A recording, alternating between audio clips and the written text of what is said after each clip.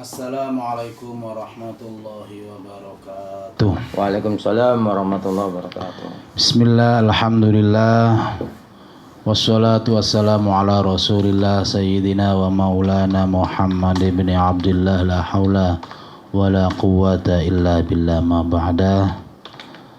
Para pendengar setia Lentera Hati, para masyayikh, guru-guru kami,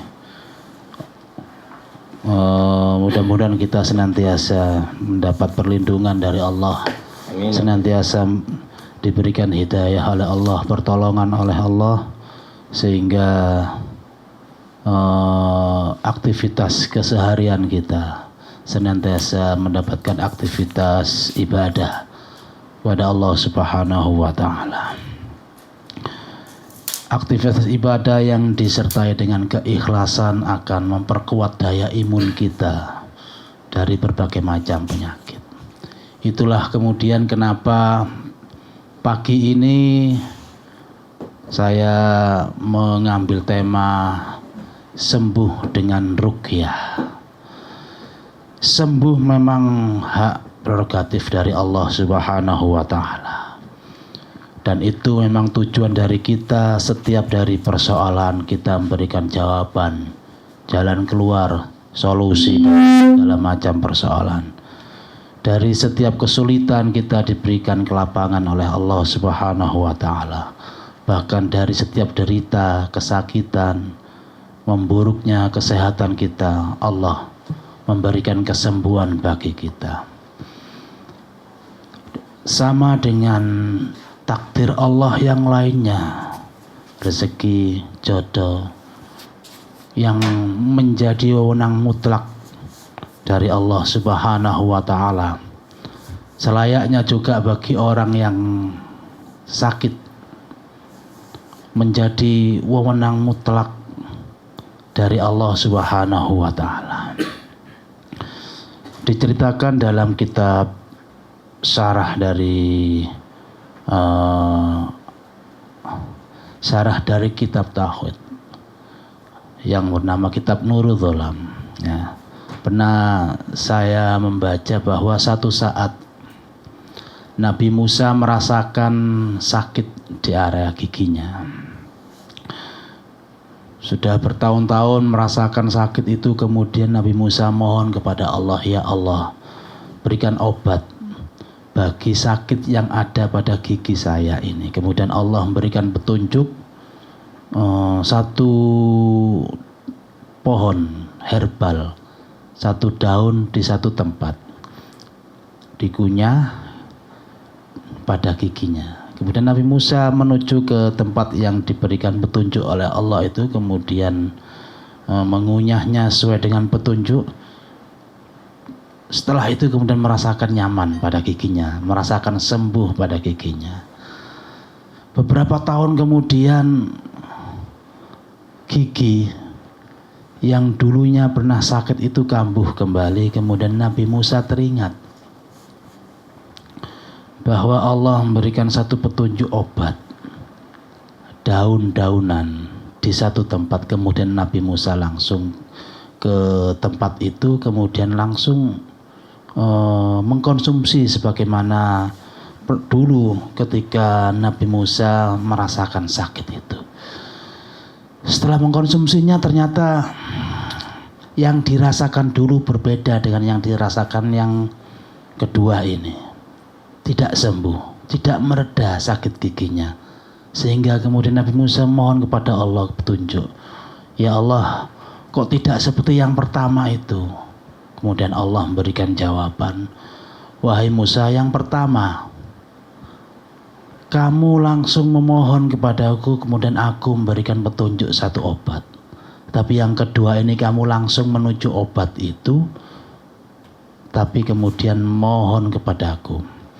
Itu artinya apapun obatnya, kalau secara medis memang sesuai dengan racikan, sesuai dengan dosisnya.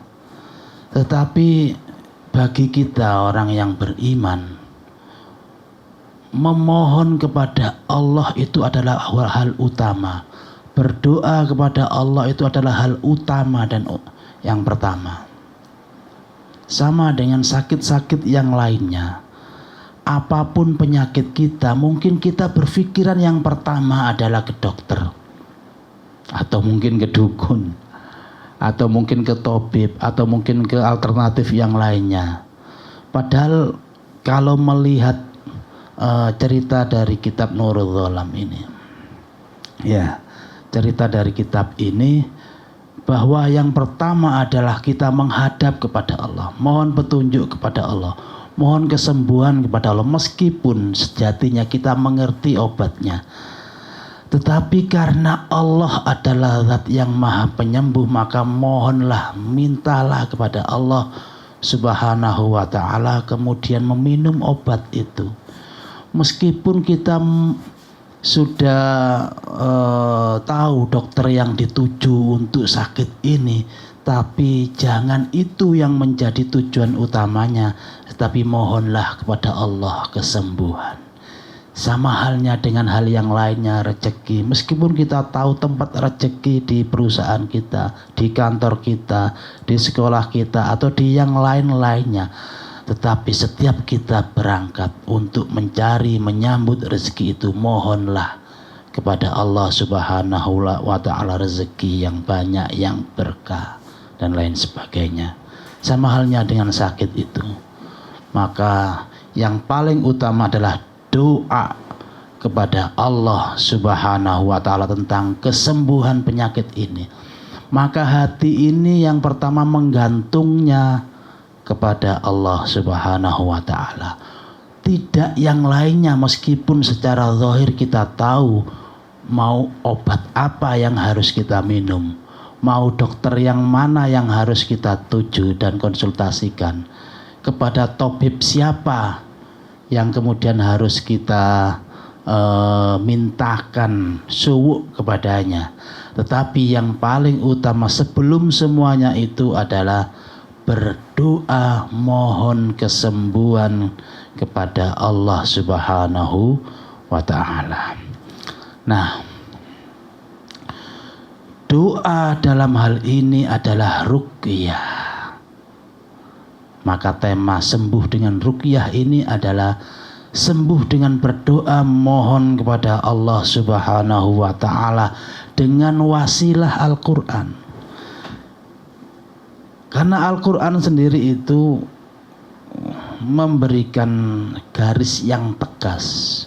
Wa nunazzilu minal Qur'an ma huwa shifaa'u wa rahmatul lil mu'minin wa la yazidu zalimina illa khosara. Kami turunkan daripadanya itu Al-Quran sebagai obat syifa, sebagai obat penyembuh, ya. Sebagai obat syifa itu adalah makna obat yang kekuatannya ketika ia sembuh jarang untuk kambuh kembali atau bahkan tidak kambuh. Itu menunjukkan bahwa syifa ini ada kekuatan doa dari Allah yang kemudian dikombinasikan dengan wasilah-wasilah perantara-perantara yang lainnya. Syifa di sini adalah perantaranya adalah Al-Quran, bacaan-bacaan ayat suci Al-Quran dan bacaan-bacaan yang lainnya yang tidak yang terus tetap menyandarkan kepada Allah Subhanahu wa ta'ala.